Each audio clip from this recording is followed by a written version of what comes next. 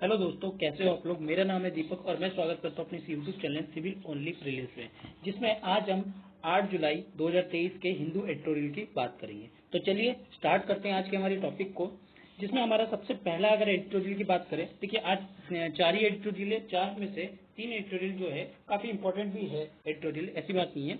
ठीक है, तो चलिए स्टार्ट करते हैं हमारी एडिटोरियल को। जो सबसे पहला है ओमनियस साइन, क्या बता रहे हैं देखिए। आपको पता है इंडिया में या इंडिया से बाहर हो, अलग अलग सेपरेट सेपरेट ग्रुप जो है, सेपरेटिज्म जो है वो कहीं ना कहीं बढ़ते रहते हैं। ठीक है, मतलब फैलते रहते हैं। तो वो सेपरेटिज्म क्या करते हैं, इंडिया को तोड़ने की बात करते हैं। तो यहाँ पे भी एक सेपरेटिज्म का नाम लेके जा रहे हैं, जो आपके खालिस्तान। ठीक है, प्रो खालिस्तान जो लोग हैं, यानी कि इंडिया में रह के वो ये मांग करते हैं कि हमें अपना अलग पंजाब यानी कि खालिस्तान जो है वो चाहिए। ठीक है, यानी कि वो एक और कंट्री की मांग करते हैं। ठीक है, लेकिन इंडिया एक यूनाइटेड कंट्री है, यूनाइटेड कंट्री है, तो वो क्या चाहेगा, वो इस तरह की चीजों को क्या करेगा, नजरअंदाज करेगा ही करेगा। तो इनके वजह से क्या होता है, प्रोटेस्ट वगैरह जो है ज्यादा बढ़ जाता है। तो यहाँ पे क्या बताया जा रहा है, यहाँ पे इंडिया में प्रोटेस्ट ना हो गया। अगर इंडिया में प्रोटेस्ट होता तो ऑटोमेटिकली हम क्या करते हैं, उसको सब्जुगेट कर देते आसानी से। लेकिन अगर प्रोटेस्ट अगर बाहर हो तो क्या क्या प्रॉब्लम झेलने को मिलती है, क्या क्या प्रॉब्लम फेस करने को मिलती है, वो चीज बताया जा रहा है। यहाँ पे इंडियन डिप्लोमेट्स के द्वारा क्या प्रॉब्लम फेस करनी पड़ती है, इंडियन गवर्नमेंट द्वारा क्या प्रॉब्लम फेस करती है, और साथ ही साथ यही बताया कि विदेशों में जहां पे ये इन्फ्लुएंस हो रहे हैं, जहां ये फैल रहे हैं या स्प्रेड हो रहे हैं, वहां पे उनकी गवर्नमेंट क्यों जो है इनके ऊपर एक्शन नहीं ले रही है, या फिर किस तरह की एक्शन जो है लेनी चाहिए, यहाँ पे इस चीज की बात की जा रही है। ठीक है, चलिए कॉन्टेक्स्ट की अब बात कर लेते हैं। तो क्या यहाँ पे बताया जा रहा है कि एक प्लान रैली जो है वो कराया गया था, किसके द्वारा, प्रो खालिस्तान के द्वारा, जो कि एक सेपरेटिस्ट है। ठीक है, और कहां पर कराया गया था, यूएस में कराया गया था, यूके में, कनाडा में और ऑस्ट्रेलिया में। कब, जुलाई 8 में टारगेट किया गया है कि इसको कराई जाएगी। ठीक है, सॉरी अभी कराया नहीं गया, कराई जाएगी। ठीक है, जुलाई 8 में मतलब आज के दिन में ये टारगेट किया गया है कि इसको जो है रैली को जो है वो कराया जाएगा। तो यहाँ पे इंपॉर्टेंट हो जाता है इंडिया की डिप्लोमेटिक मिशन और डिप्लोमेट। यहाँ जो गवर्नमेंट है वो क्या हो रही है, इनकी ऑफिशियल जो इनकी कंट्रीज है इनसे बात कर रही है कि आप क्या करो, इनको सिक्योरिटी प्रोवाइड करो, इनको विजिलेंस प्रोवाइड करो। क्योंकि सबसे ज्यादा अगर देश को नुकसान होता है तो उनके डिप्लोमेट्स को होता है, वहां की डिप्लोमेट्स की जो प्रॉपर्टीज है उनको होता है। तो ये कहीं ना कहीं एक नेशनल सिक्योरिटी जो है की बात आ जाती है देश की। ठीक है, अगर उस तरह की हरकतें, इस तरह की हरकतें अगर अलग कंट्रीज में कहीं ना कहीं होते हैं तो कहीं ना कहीं क्या बताता है कि ये देश की यूनिटी को कहीं ना कहीं तोड़ने की बात करता है। ठीक है, अब इंडिया में होता तो हम लोग इसको सब्जुगेट कर देते, लेकिन अगर जो बाहर में हो रहा है तो इसको कैसे स्प्रेड होने से रोक सकते हैं। ठीक है, तो यहाँ पे जो अजीत डोभाल जी है, जो हमारे एडवाइजर है, सिक्योरिटी एडवाइजर है नेशनल, उन्होंने कहीं ना कहीं ब्रिटिश काउंटर पार्ट से बात की है फ्राइडे को, और साथ ही साथ जो मिनिस्टर एक्सटर्नल अफेयर है उन्होंने भी अलग अलग काउंटर पार्ट से अपने बात की है इस तरह की एक्शंस को पहले ही क्या करना, रोकने के लिए। ठीक है, लेकिन अब सबसे बड़ी प्रॉब्लम आती है कि यहाँ पे इंडियन डिप्लोमेट्स की, किसकी, इंडियन डिप्लोमेट्स की। अब अगर बात की जाए यहाँ पे वो प्रोटेस्ट तो करने वाले हैं, जो खालिस्तान जो प्रो खालिस्तान सेपरेटिस्ट है वो क्या करने वाले हैं, यहाँ पे एक रैली करने वाले। लेकिन वो रैली में जो बैनर लेने वाले हैं वो एक्चुअली बैनर जो होगी, जो टॉप मोस्ट के, जो इन कंट्रीज के टॉप मोस्ट के जो एनवॉयज है, हमारे डिप्लोमेट्स है, उनकी पोस्टर कहीं ना कहीं यहाँ पे दिखाई जाने की बात की जा रही है। तो इन्होंने जिस तरह की प्रोटेस्ट पहले भी किया है, जैसे कि अटैक किया है इंडियन मिशन पे, या आर्सेनिक अटेम्प्ट किया है, या फिर हर चीजों को तोड़ा फाड़ा किया है, इन सब चीज कहीं ना कहीं दिल्ली के लिए बहुत ही ज्यादा चिंताजनक की बात रही है, और आज के टाइम पे भी। और सबसे ज्यादा चिंताजनक तो उन देशों के लिए है जिन देशों में ये हो रहा है, फिर भी वो देश जो है इतनी ज्यादा एक्शन जो है, स्ट्रिक्ट एक्शन नहीं ले रहे, क्योंकि उनके देश के नागरिक भी तो है, क्योंकि उनकी चीजों को भी तो नुकसान पहुंचेगा, ये भी तो बात होती है। तो यहाँ पे कहीं ना कहीं प्लान रैली की बात की गई है, कहाँ पे, सैटरडे को बात की गई है, और इसके लिए गवर्नमेंट को जो है नोटिस भी मिला हुआ है। और अगर बात की जाए, गवर्नमेंट ने क्या किया है, उन्होंने कहा है कि हम प्रोटेक्शन करेंगे किसकी, जो इंडियन जो आपके डिप्लोमेट्स है उनकी क्या करेंगे, उनकी इंटरेस्ट जो है उनकी भी सेव करना, हमारी एडीपीएससी प्रोटेक्शन जो है हम प्रोवाइड करेंगे। ये भी एक इंटरनेशनली कन्वेंशन है जो इंडिया की गवर्नमेंट ने इस तरह की रैलीज में कहा है कि अगर इस तरह की रैलीज वगैरह होती है तो कहीं ना कहीं हमारे डिप्लोमेट्स को खतरा आएगा, तो आपकी जिम्मेदारी बनती है कि आप इंटरनेशनल कन्वेंशन को माने और उनको सुरक्षा जो है वो प्रोवाइड करें। अब यहाँ पे ये देखा जाएगा, ये टेस्ट किया जाएगा जो इन्वेस्टिगेशन ग्रुप है किस तरह से इस जो वायलेंस को है वो रोक पाती है, किस तरह से गैदरिंग को, या जो हमारी इंटेलिजेंस की बात की जाए, इंटेलिजेंस में जो डाटा शेयरिंग है वो किस तरह तक, किस हद तक हमें सपोर्ट करते हैं, वो यहाँ देखने वाली बात होगी। जैसे कि आप देख चुके हो एयर स्ट्राइक हुआ था 1985 में जिसमें बॉम्बिंग किया गया था एयर इंडिया फ्लाइट पे, ठीक है। तो उस टाइम पे इस तरह की भी हरकतें की गई थी। तो आज के टाइम पे देखने वाली बात ये होगी कि किस तरह से ये लोग जो है आज के टाइम पे हमें जो है हेल्प करते हैं इन सारी चीजों से निपटने के लिए, ठीक है। अगर लेकिन बहुत सारी चीजों में गवर्नमेंट ये कह रही है, इन सारी चीजों में गवर्नमेंट ये भी कह रही है कि ये तो फ्रीडम ऑफ स्पीच का मामला है, ठीक है। और फ्रीडम ऑफ स्पीच का वो यूज करके क्या कहती है कि भैया हम इसको क्रिमिनल एक्ट में नहीं लेंगे। तो ये भी एक प्रॉब्लमेटिक सिचुएशन जो है बन जाती है। ये बात सही है कि फ्रीडम ऑफ स्पीच है, लेकिन जब इंडिया की गवर्नमेंट ही खुद कह रही है कि आपको इन चीजों को रोकना चाहिए, हमारे डिप्लोमेट पे खतरा है, तो कहीं ना कहीं इस बात को भी आपको नजरअंदाज जो है नहीं करनी चाहिए, ठीक है। अब यहाँ पे सारी जो जिम्मेदारी आ जाती है किस पे आ जाती है, चारों कंट्री पे, क्योंकि यहाँ पे जो प्रो खालिस्तानी अटैक है वो कहीं ना कहीं इंक्रीज होंगे और इसके लिए ज्यादा प्रॉब्लम होगी। जो पब्लिक डिप्लोमेसी है, जो इश्यूज है, उस पे भी कहीं ना कहीं रिकंसिडर करने की बात की गई है।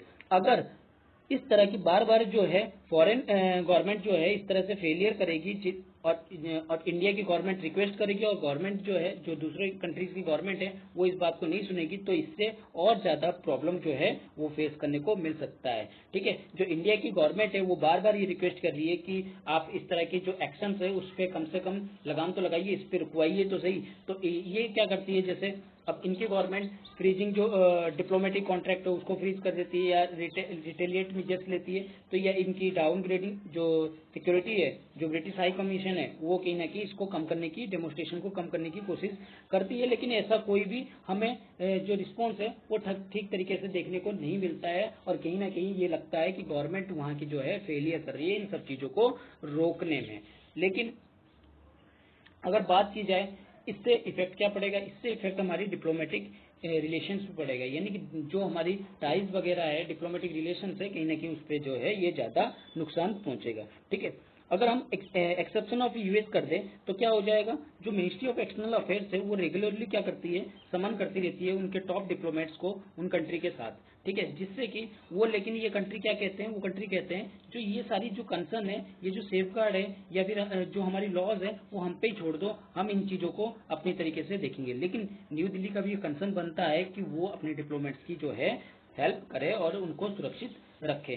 तो न्यू दिल्ली का वोकल प्रोटेस्ट जो है इनके खिलाफ जो है चलता रहता है, किसके बिहाफ पे, इंडियन डायस्पोरा के बिहाफ पे जो है चलता रहता है कि यहाँ की जो गवर्नमेंट है वो इन लोगों को ठीक से देख नहीं पा रही है और जो कम्युनिटी है, जो प्रो खालिस्तानी ग्रुप है, उनको कहीं ना कहीं सपोर्ट करती हुई नजर आ रही है, ठीक है। तो इस तरह की जो चीजें हैं इनमें कंट्रियों को क्या करना चाहिए, कोऑपरेशन करना चाहिए, जो डाटा शेयरिंग है वो करना चाहिए और गवर्नमेंट के बीच में बातचीत होना चाहिए ताकि इन चीजों को क्या किया जाए, रोका जाए और इन चीजों को क्या है आगे प्रोलिफरेशन ना होने दिया जाए, ठीक है। तो इसलिए ये आर्टिकल जो होता है आपके लिए इंपॉर्टेंट हो जाता है GS2 के लिए, ठीक है।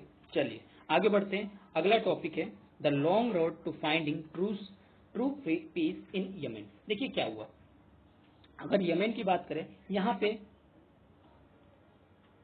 दो कंट्री का रोल है, दो नहीं तीन कंट्री का। फर्स्ट इज सऊदी अरेबिया,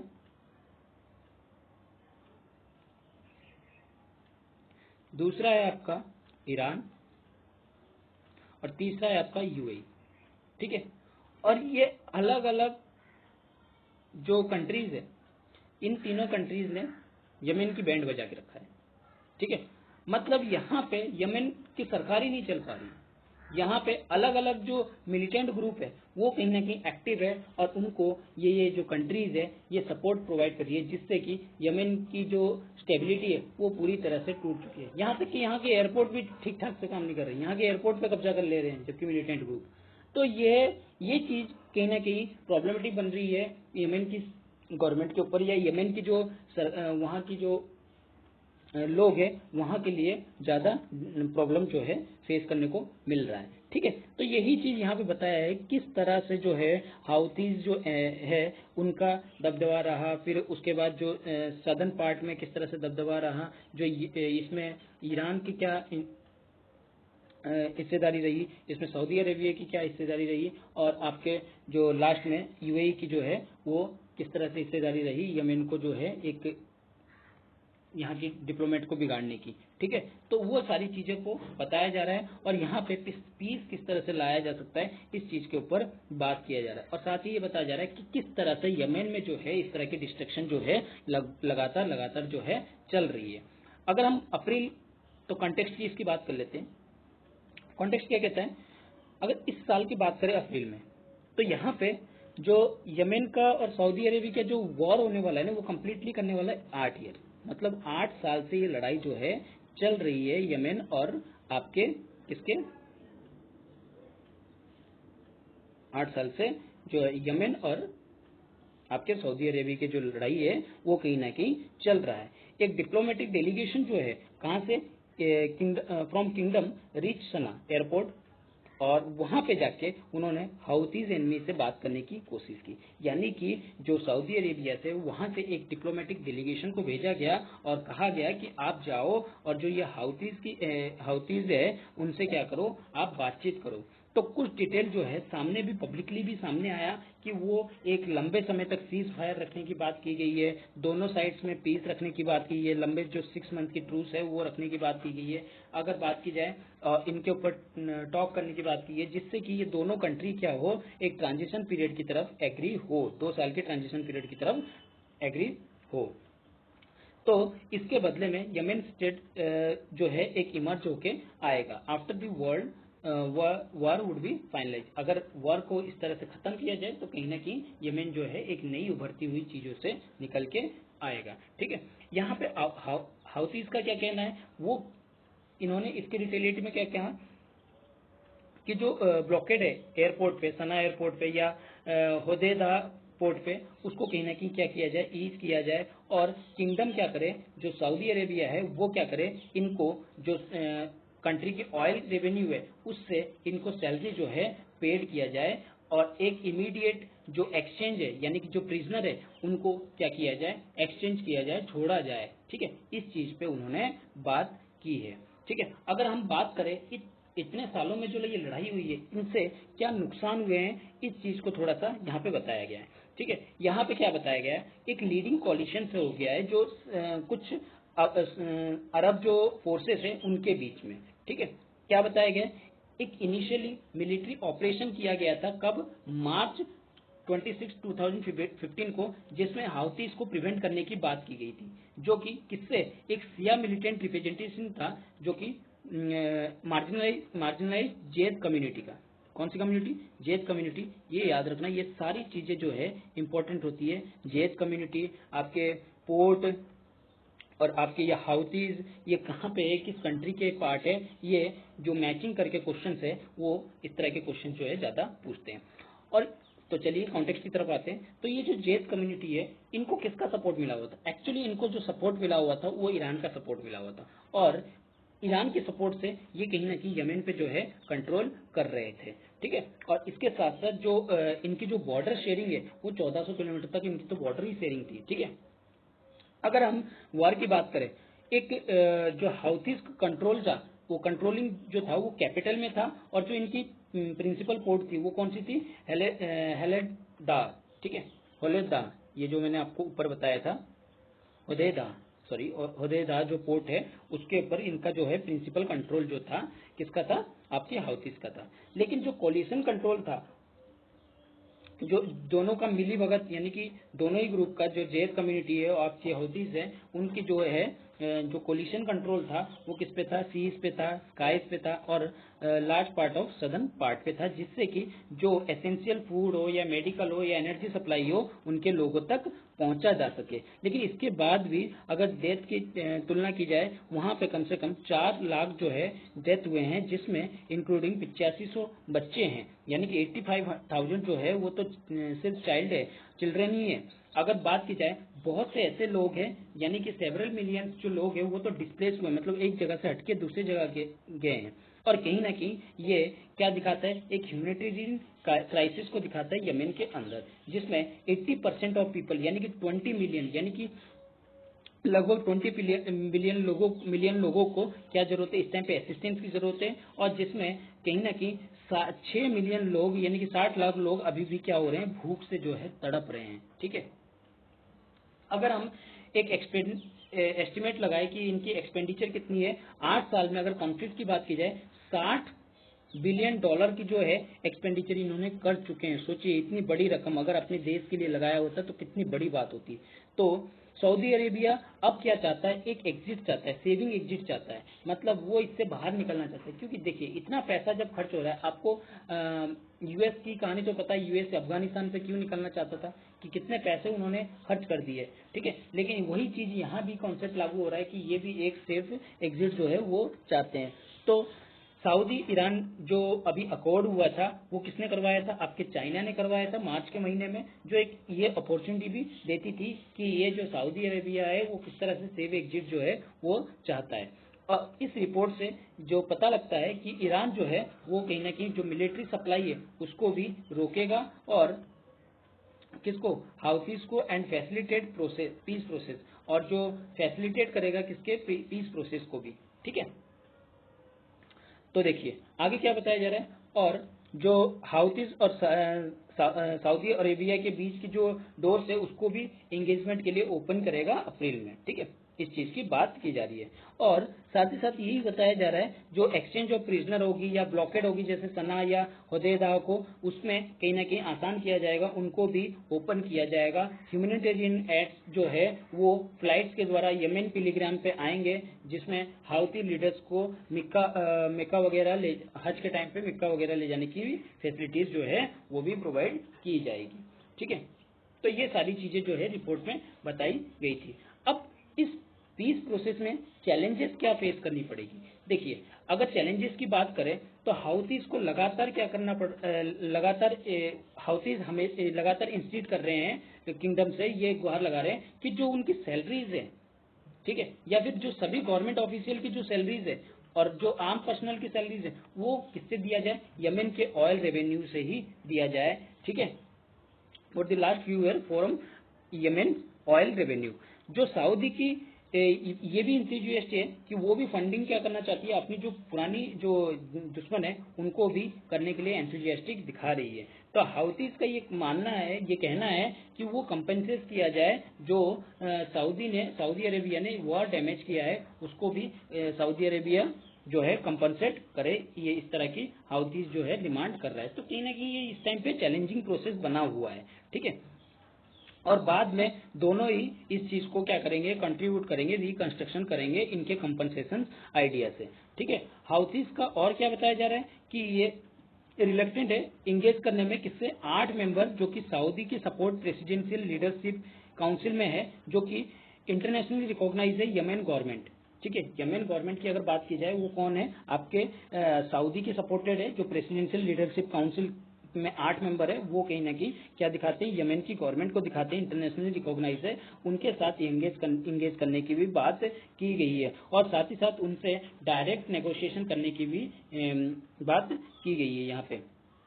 ठीक है, और अगर बात की जाए, और ये कहीं ना कहीं एक मीडिएटर का काम करेगी, किसके बीच में, सऊदीज और हाउथीज के बीच में जो है मीडिएटर का काम भी करेगी। ठीक है, अगर हम बात करें यमन की अभी की सिनेरियो की, तो हाउथीज कहीं ना कहीं क्या करना चाहता है, इस वॉर को जीतता हुआ नजर आ रहा है, और यहाँ से जो आपके सऊदी अरेबिया है उसको कहीं ना कहीं भगाते हुए नजर आ रहा है। ठीक है, हाउथीज कहीं ना कहीं इस चीज को भी बात कर रहा है कि वो नेगोशिएशन करे अलग अलग तरीके से सऊदी से और पीएलएस से, जो कि उनके द्वारा सेटअप किया गया है। ठीक है, इस तरह की बात भी कही है। और साथ ही साथ सऊदी का इन्वॉल्वमेंट जो है वो यमन में डिक्रीज होता हुआ नजर आ रहा है। और पीएलसी अपनी जो स्टैंडिंग है, जो क्रेडिबिलिटी है, जो यहाँ पे खोला गया था जिस वैल्यू के हिसाब से, उसको क्या होता हुआ लॉस करता हुआ दिख रहा है। ठीक है, पर्टिकुलरली कहाँ पे, नॉर्दर्न एरिया में, जहाँ पे सऊदी का कंट्रोल है। अगर ये यमन एरिया है, यमन के जो नॉर्दर्न पार्ट है, वहाँ पे जो हौती से उनका कंट्रोल है, और यहाँ जो सऊदी अरेबिया है वो क्या कर रही है, इस चीज को देख रही है। ठीक है ना। अगर यूनाइटेड अमीर, अब यहाँ पे एक रोल और आता है सदर्न पार्ट का।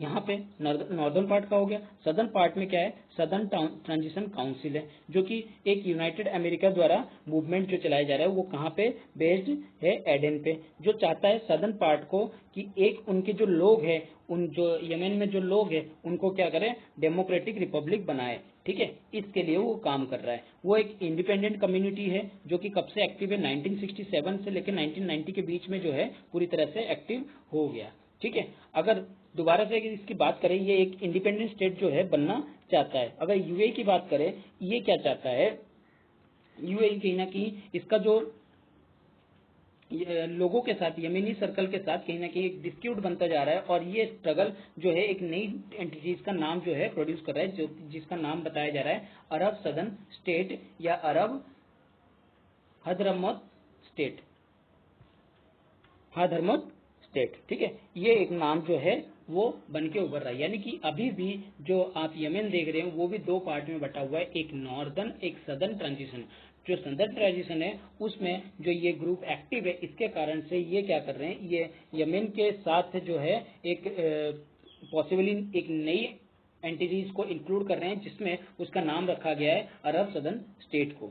ठीक है, अरब सदर्न स्टेट का नाम जो है रखा गया है। ठीक है, और ये किसके थ्रू हो रहा है, ये आपका यूएई के थ्रू जो है इस चीज को फैसिलिटेट किया जा रहा है। ये कहीं ना कहीं दिखाता है जो सऊदी अरेबिया और यूएई है यमन में, वो कहीं ना कहीं इंटरेस्ट ले रहे हैं इनके जियो पॉलिटिक्स में। तो यूएई क्या करना चाहता है, सदर्न पार्ट में कहीं ना कहीं जो है सदर्न पोर्ट में, साउथ यमन के जो पोर्ट है या एट्रिया है, सोमालिया लैंड है, इन पे कहीं ना कहीं अपना कंट्रोल जमाने की कोशिश कर रहा है। ठीक है, और साथ ही साथ जो आइलैंड है सोकोट्रा, जो कि गल्फ ऑफ एडन में है, पेरिम आइलैंड जो कि बाब मनाब माउथ पे है। ठीक है, उन पे कहीं ना कहीं ये डोमिनियंस रखना चाहता है, क्योंकि ये कॉमर्शियल पोजीशन जो है यहाँ पे बनाना चाहता है वेस्टर्न इंडियन ओशन की तरफ। ठीक है, अगर इसकी बैकिंग की जाए तो एसटीसी यानी कि सदर्न ट्रांजिशन काउंसिल जो है, इंडिपेंडेंट जो एजेंडा है, वो कहीं ना कहीं यहाँ पे एडवांटेज लेती हुई नजर आ रही है। अगर सऊदी अरेबिया की बात करें, दूसरी तरफ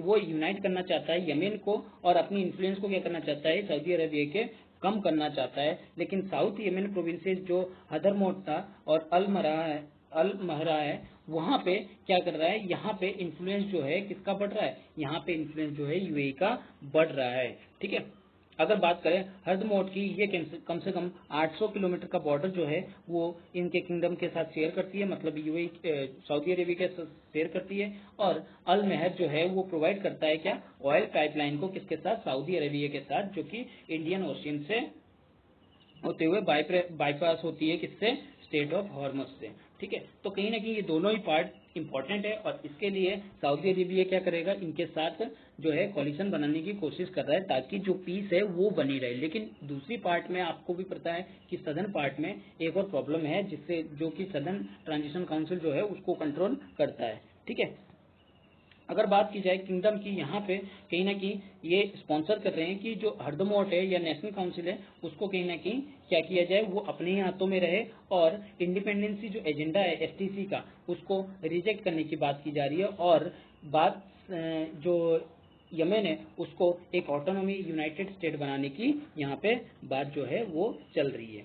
लेकिन ये थोड़ी सी प्रॉब्लमेटिक है, और साथ ही साथ आपको भी पता है कि यहाँ पे ईरान का भी इन्वॉल्वमेंट है। ईरान की इन्वॉल्वमेंट जो कि मेंटेन करती है जो हाउथीज के साथ, उसके साथ मिलकर आपको क्या करना पड़ेगा, बैठ के बात करना पड़ेगा इन सब रीजन के लिए, कॉन्फ्लिक्ट के लिए, और एक नई राह जो है वो निकालना पड़ेगा, जिससे कि यहाँ की जो रीजनल पावर है उनके बीच में क्या है, स्टेबिलिटी आए, पीस आए, और जो लंबे समय तक चलती रहे। तो इस तरह की कुछ बात जो है होनी चाहिए इन कंट्रीज के बीच में। तो आई होप कि आपको ये आर्टिकल जो है अच्छी तरह से क्लियर हुआ होगा। आगे बढ़ने से पहले मैं बता दूं, अगर आप इस चैनल पर नए हैं तो इस चैनल को सब्सक्राइब कीजिए और अपने दोस्तों के साथ शेयर कीजिए और लाइक करना ना भूलिए। ठीक है, चलिए आगे बढ़ते हैं। Sobriety after euphoria of US state visit, क्या बताया जा रहा है यहाँ पे। यूफोरिया का मतलब क्या होता है? यूफोरिया का मतलब उत्साह होना, ठीक है, मतलब खुशी होना। देखिए, हमारे प्राइम मिनिस्टर नरेंद्र मोदी इस टाइम पे कहाँ गए थे? यूएस गए थे। अब यूएस गए थे तो यूएस के लोगों में और उनके मिनिस्टर्स में एक खुशी सी माहौल थी, ठीक है, वो आज हमें देखने को मिल रही है। और इस तरह की जो इमेज है वो कहीं ना कहीं पब्लिक के बीच में एक अच्छी इमेज को जो है वो पैदा करता है। और साथ ही साथ जो यूएस और इंडिया की रिलेशन है, जो पहले हुई थी और जो अब हो रही है, उसमें काफी डिफरेंस बताया जा रहा है। और इसमें साथ ही साथ ये भी बताया जा रहा है कि किस तरह से अलग अलग प्राइम मिनिस्टर के टाइम पे जो रिलेशन था वो अलग अलग था, और आज के टाइम पे जो यूएस है वो कहीं ना कहीं रिलेशन अच्छा बना के खड़ा है। वो किस कारण से, वो भी रीजन बताया। और साथ ही साथ ये भी बताया है कि किस तरह से यूएस पे जो है इतनी ज्यादा भी हमें कॉन्फिडेंट नहीं होना चाहिए कि इसकी जो रिलेशनशिप है वो लॉन्ग टर्म चलेगी। ठीक है, तो इस चीज की बात की गई है। अगर हम दो यूएस प्रेसिडेंट की बात करें, सबसे पहले अगर लियोनार्ड बी जॉनसन जो 1963 में एक्टिव थे, और रिचर्ड निक्सन जो 1971 में जो थे वो आपके प्रेसिडेंट थे। तो यहाँ इन चीजों को, इन सालों को नहीं भूलना चाहिए, क्योंकि एक टाइम पे 1963 में हमारे जो इंडिया और चाइना के बीच में जो अटैक हुआ था, तो वहां पे इंडिया ने साफ साफ मना कर दिया, भैया ये तुम्हारा पर्सनल मैटर है, तुम अपने इसी हिसाब से निपटो। और दूसरा 1971 पे इन्होंने क्या कहा था कि अपने 7 फ्लीट जो है, शिप के 7 बेड़ जो है इंडिया की तरफ भेज दिए, इंडिया को डेंटरेंस दिखाने के लिए कि इंडिया जो दूसरा जो बांग्लादेश की हेल्प कर रहा है वो ना कर सके। और कहीं ना कहीं इंडिया इससे डरा नहीं, और एक नई देश का जो है शुरुआत हुआ, जिसको हम लोग आज बांग्लादेश के नाम से जानते हैं। तो कहीं ना कहीं ये अलग अलग जगह पे यूएस के स्टैंड्स को बता रहा है कि अलग अलग जगह पे कि यूएस का स्टैंड क्या था, और आज के टाइम पे यूएस का स्टैंड किस तरह से चेंज होते हुए दिख रहा है। आज के टाइम पे अगर देखा जाए तो यहाँ पे टेक्नोलॉजी ट्रांसफर की बात की गई है, ठीक है, बहुत सारी अलग अलग एरिया में फाइटर जेट्स दोनों देश जो है ज्वाइंट फाइटर जेट इंजन जो है वो बनाने की बात की गई है। और क्रिटिकल एंड इमर्जिंग टेक्नोलॉजी को कहीं ना कहीं एक नई दिशा दिखाने में भी दोनों देश का जो है योगदान इस टाइम पे ज्यादा रहेगा आईसेट के लिए, ठीक है। और ये सब क्या दिखाता है? एक क्वांटम जंप को दिखाता है, मतलब ये कहीं ना कहीं एक लंबे छलांग की बात करता है, जो इंडिया की मिलिट्री और एरोस्पेस कैपेबिलिटी को दिखाता है कि ये किस तरह से आगे बढ़ने वाला है। बहुत सी तो अगर बात की जाए, इंडिया को इस टाइम पे यूएस क्या है इस तरह की परसुएट कर रहा है कि वो इस तरह के अलायंस के साथ जुड़े रहे। और इंडिया का भी जुड़े रहना कोई नुकसान की बात नहीं है। अगर किसी के साथ अलायंस बन के जुड़ रहा है, अच्छी बात है, तो उसमें डेवलपमेंट इंडिया का ही हो रहा है। तो इंडिया को सबसे पहले अपनी नेशनल इंटरेस्ट को ही सबसे पहले आगे रखना चाहिए और उसके हिसाब से ही काम करना चाहिए। तो ये जो स्ट्रैटेजिक टाई है वो कहीं ना कहीं नए डायमेंशन को दिखा रहा है, जो यूएस साइड में ये आशा कर रहे हैं कि इनकी जो रिलेशन है वो और ज्यादा डीपर होगी, और ज्यादा इफेक्टिव होगी, और ज्यादा डाइवर्स डिफेंस पार्टनरशिप होगी, ठीक है। और जो इंडिया की अट्रैक्टिवनेस है यूएस की तरफ, वो भी क्या है, किस लिए है, जो यूएस की जो अट्रैक्टिवनेस है वो इंडिया की तरफ, वो किस वजह से? क्योंकि यहाँ की ह्यूज मार्केट की वजह से, यहाँ की ह्यूज मार्केट की वजह से इनको क्या मिलेगा, एक अपॉर्चुनिटी मिलेगी अपने प्रोडक्ट को क्या कर सके, सेल कर सके, और जो मिलिट्री चीजें हैं उनको भी क्या कर सके, इंडिया की तरफ बढ़ा सके। मतलब एक मार्केट अपॉर्चुनिटी मिलेगी, जिससे जो अमेरिका का ग्रोथ जो है और ज्यादा बढ़ेगा। तो इसी के वजह से जो रिलेशन की बात है उसको और ज्यादा बढ़ाया जा रहा है, इसकी इंडिया की पोजीशन को और ज्यादा बेटर किया जा रहा है, और साथ ही साथ जो डिफेंस टेक्नोलॉजी पार्टनरशिप है यूएस के साथ, उसकी पोजीशन को क्या किया जा रहा है, और ज्यादा इफेक्ट करा जा रहा है। जहां पे इंडिया और यूएस का रिलेशन जो है एक इम्पैक्ट दिखाएगा, इंडिया जो है ऐसा लगता है कि इंडिया जो है वर्ल्ड में यूएस और अमेरिका के साथ कंधे से कंधे मिला के जो है खड़ा है वर्ल्ड के लिए, ठीक है।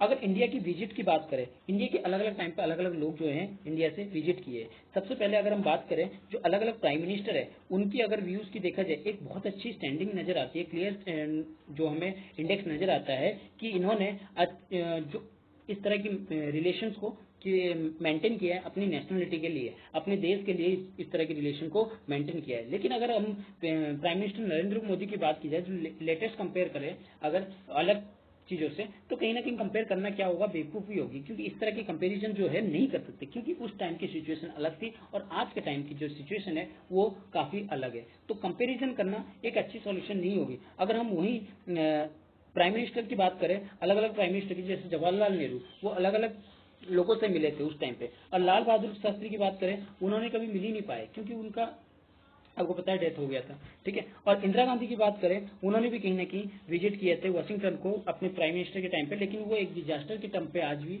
एक दिखा जाता है, क्योंकि उस टाइम पे आपको पता है कि किस तरह के देश में हालात थी, तो वो सिचुएशन अलग थी और आज की जो सिचुएशन है वो देश की अलग है। ठीक है, राजीव गांधी भी कहीं ना कहीं इस चीज़ के लिए माने जाते हैं कि वो भी इस तरह की जो विजिट है वो भी किए थे।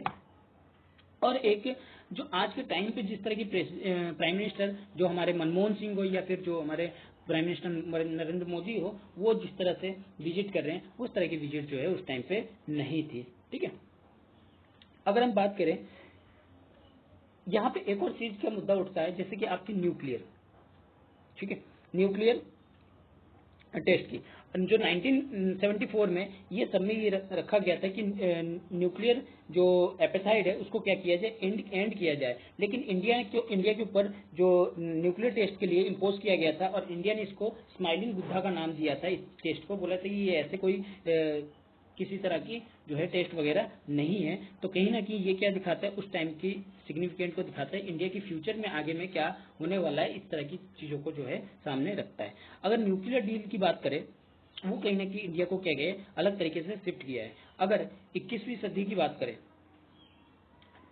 जो सिविल न्यूक्लियर कॉर्पोरेशन है इंडिया और यूएस के बीच में, ये शुरुआती क्या दिख रही है, टेक्टोनिक शिफ्ट दिख रही है, मतलब एक अलग तरह से बढ़ते हुए नजर आ रहा है। अगर हम शुरुआती 21वीं सेंचुरी की मैच अगर करते हैं, वो कहीं ना कहीं जो पहले पहले की तरह से क्या है, अलग है। अगर हम सिक्योरिंग वेवर की बात करते हैं, किसमें, नॉन प्रोलिफरेशन ट्रीटी में, ठीक है, तो यहाँ पे यूएस की कांग्रेस ने जो है वो आइकॉनिक 2123 एग्रीमेंट, मतलब 123 एग्रीमेंट जो है वो फेप्ट किया था, जो इंडिया के साथ जो है India specific safeguard agreement with international atomic energy के साथ करवाया गया था। ठीक है, अगर हम एक अचीवमेंट की बात करें, वन टाइम अचीवमेंट की, तो यहाँ पे कुछ इक्वली दिखाया गया है कि वर्ल्ड हिस्ट्री में दोनों को ही इक्वल टर्म में देखा गया है। ठीक है, इंडिया की जो आज की फ्रीडम की मेंटेन है, वो कहीं ना कहीं अलग अलग नंबर, जैसे कि फ्रीडम की बात की जाए, तो इंडिया क्या कर सकता है आज के टाइम पे, अलग अलग कंट्रीज में जाके वहां पे कुछ चुनिंदे अमाउंट में आपकी क्या कर सकता है, उनको फ्रीडम है कि न्यूक्लियर रिएक्टर को स्टेब्लिश कर सकता है, selected number reactor outside IAEA, ठीक है, मेंटेन कर सकता है, और उनकी सेफगार्डिंग को भी मेंटेन कर सकता है। ठीक है, और इंडिया को फ्रीडम ये भी है कि वो रीप्रोसेस कर सके या एनरिच कर सकते अपनी क्रिटिकल आउटकम्स को, जो कि अलग अलग विजिट्स में वो देखने को हमें मिल भी रहा है। ठीक है, इसके बाद भी बहुत सारी चीजों में अपोज भी किया गया है। ठीक है, अपोज टू दिस कंसेशन, इन सारी चीजों में भी, कंसेशन में भी अपोज किया गया है, जैसे testimony of nature of the personal relationship exist between then US George Bush and prime minister Manmohan Singh. ठीक है, बहुत सारी ऐसी रिलेशन भी देखा गया है जहां इनको अपोज किया गया है। अगर अभी की बात करें, अभी में अगर S-400 की बात करें, तो इंडिया और यूएस की जो है कॉर्पोरेशन जो है अलग ही लेवल पे बढ़ी है। नॉन प्रोलिफरेशन ट्रीटी की बात करें, तो इंडिया में वहां पे भी वेवर मिला है, जो उनको छूट मिला है, क्योंकि इंडिया की रिलेशन जो है वहां इंपॉर्टेंट हो जाती है, किसके लिए, यूएस के लिए। अगर यूएस इंडिया को सपोर्ट नहीं करेगा और उसके ऊपर सैंक्शन लगाएगा, तो कहीं ना कहीं उसको पता है जो इंडियन ओशन का रीजन है वो काफी इंपॉर्टेंट है, किसके लिए, यूएस के लिए। और इस टाइम पे तो चाइना का जो इन्फ्लुएंस है, जिसके लिए आप नाटो प्लस बना रहे हो, उसको किसके लिए, जो पूरा फोकस रखता है आपके चाइना के लिए, तो कहीं ना कहीं इस टाइम पे इंडिया जो है एक जियो पोलिटिकल कॉन्टेक्स्ट में देखा जाए तो काफी इंपॉर्टेंट बन जाता है, किसके लिए, आपके लिए, आपके यूएस के लिए। अगर हम इसके सावधानी की बात करें, तो यूएस की अगर 20th सेंचुरी की लेट 20th सेंचुरी की कंपैरिजन अगर 21st सेंचुरी की शुरुआत में करें, तो कहीं ना कहीं काफी बहुत ज्यादा अलग थी। यहाँ पे हमें बहुत सारी लेसन जो है सीखने की बात यहाँ पे मिलती है, क्योंकि हर टाइम पे हमारे सामने यूएस जो है एक अच्छी एलाइज के रूप में नहीं खड़ा हुआ है। देखिए, अगर 1971 की बात की जाए, 1963 की बात की जाए, तो यहाँ पे भी यूएस का अलग ही स्टैंड था, और आज के टाइम पे यूएस का अलग स्टैंड है, क्योंकि आज हम उनके लिए जरूरी है, आज हम उनके लिए जरूरी है, इसीलिए वो हमारे साथ एक अच्छी रिलेशनशिप टाइज जो है वो बनाने की कोशिश जो कर रहा है। ठीक है, यही सारी चीजें जो है इसमें बताया किया जा रहा है। अगर इस तरह से नहीं होता तो ऑकस में हमें भी शामिल किया होता, हमें अलग नहीं रखा होता। ऑकस एक अच्छा क्या है, न्यूक्लियर ग्रुप बनाया गया है, जिसमें कि इंडिया, जो ऑस्ट्रेलिया, आपका यूएस और यूके है, तो उस ग्रुप में इंडिया को शामिल नहीं किया गया, तो ये कहीं ना कहीं थोड़ी सी चिंताजनक भी बात भी बन जाती है। लेकिन फिर भी हमारे पास एक ग्रुप है जो क्वाड है, क्वाड की इंपॉर्टेंस को हमें क्या करना चाहिए, अलग नहीं रखना चाहिए। ठीक है, तो इस तरह से बात की गई है। इंडिया की जो पोटेंशियल है वो कहीं ना कहीं अलग ही लेवल पे है, उसको वो कहीं ना कहीं जो कॉन्फ्लिक्टिव पार्टी है उनके बीच में ब्रिज कराने का काम करेगी, जैसे इंडो पैसिफिक हो गया, वेस्ट एशिया हो गया, यूरोप हो गया, इनके बीच में एक ब्रिज का जो है आज के टाइम पे इंडिया जो काम जो है कर रही है। तो इंडिया की जो विजिट है तो कहीं ना कहीं अपने अपने एक इम्पोर्टेंस जो है वो रखती है अलग अलग फील्ड में। ठीक है, चलिए, आई होप कि आपको आज का लेक्चर अच्छा लगा होगा। अच्छा लगा तो इसको अपने दोस्तों के साथ शेयर कीजिए, सब्सक्राइब कीजिए और लाइक करना ना भूलिए। Thank you.